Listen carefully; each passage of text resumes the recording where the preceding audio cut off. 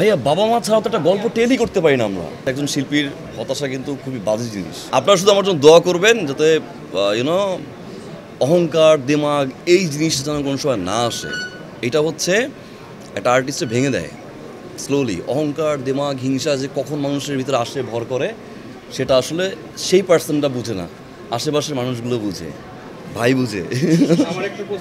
আপনি একটা প্রশ্ন করেন না, বলেন না প্লিজ। এই বিষয়টা আপনার কাছে মনে হয় কতটুকু অথেন্টিক, বা এই লাইনটার জন্য আপনি কতটুকু রিসার্চ করেছেন যে না this is legal and this is right? আমি জানতে চাচ্ছিলাম যে এই যে প্রসেসটা এখন হচ্ছে, আপনি যেটা বললেন, যদি এটা হয় ডেফিনেটলি এটা দুঃখজনক।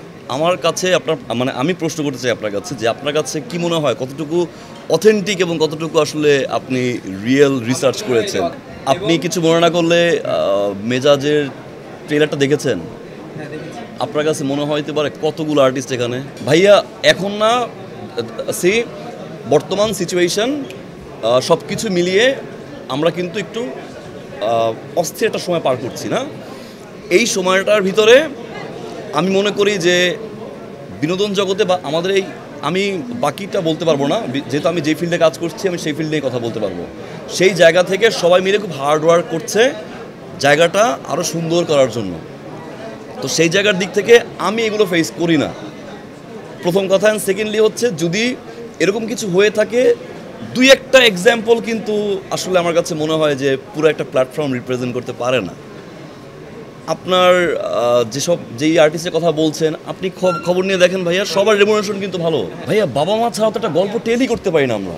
একটা গল্প যে টেল করবো, একটা যে প্রেজেন্ট করবো, এটা তো শর্ট ফিল্ম না ভাইয়া। আপনি 40 মিনিটস 50 মিনিটস, এখন কন্টেন্টের ডিউরেশন বেড়ে যাচ্ছে ভাইয়া। আপনি 70 মিনিটস একটা কন্টেন্ট আপনি বাবা মা ছাড়া প্রেজেন্ট করবেন কীভাবে? আমি কি ভাইয়া বুঝতে পেরেছি? আপনার জায়গা থেকে ভাইয়া, আমি যেটা বিলিভ করি, আপনি আপনার জায়গা থেকে ভাইয়ের ক্যারেক্টার হোক, বোনের ক্যারেক্টার হোক, যে কোনো ধরনের ক্যারেক্টার হোক না কেন, কমফোর্ট হতে হবে ভাইয়া। আপনি যদি সেটে এসে প্যারা দেন, আপনাকে দিয়ে যদি একটা ডিরেক্টর যে কোনো একটা ক্যারেক্টার প্লে করার জন্য কমফোর্ট ফিল না করে, ভাইয়া সে তার জায়গা থেকে সেকেন্ড টাইমে তাকে নিয়ে কাজ করবে? এখন এই মোমেন্টে যদি কাজটা না করে আপনি যদি বলেন আমাকে নেওয়া হচ্ছে না, এই ব্লেমটা কি আসলে অ্যাকুজিশনটা আসলে আপনার কাছে মনে হয় রাইট? ডেফিনেটলি এখন আমাদের জায়গাটা আরও বড় হচ্ছে, সামনে আরও বড় হবে ইনশাল্লাহ। সেই জায়গাটাতে আমরা কাজ করছি সবাই মিলে। যদি এরকম কোনো সিচুয়েশন হয়, সেটা যদি রেগুলার হয়, সবার সেটে হয়, তখন সেটা নিয়ে আমরা কথা বলতে পারি। দুই একটা এক্সাম্পল দিয়ে আমরা কী করবো বলেন? ডেফিনেটলি আমি চাই সবাই মিলে এগিয়ে আসা। একজন শিল্পীর হতাশা কিন্তু খুবই বাজে জিনিস। আমি চাই না যে আসলে এরকম কোনো সিচুয়েশন কেউ ফেস করুক। আমি আমার টিম বলেন বা আমার ইন্ডাস্ট্রির সবাই বলেন, সবার এগিয়ে আসা উচিত। যদি এরকম কোনো সিচুয়েশন হয়, চোখে পড়ে, ডেফিনেটলি আমার মনে হয় যে কাজ করা উচিত। আপনি নাগরিক বা আপনার নিজস্ব মতামত আছে, নিজস্ব চয়েস আছে, আপনি কোথায় জয়েন করবেন, কোথায় কি করবেন, আপনি শিল্পী হবেন কি হবেন না, রাজনীতি করবেন কি করবেন, এটা যার যার চয়েস।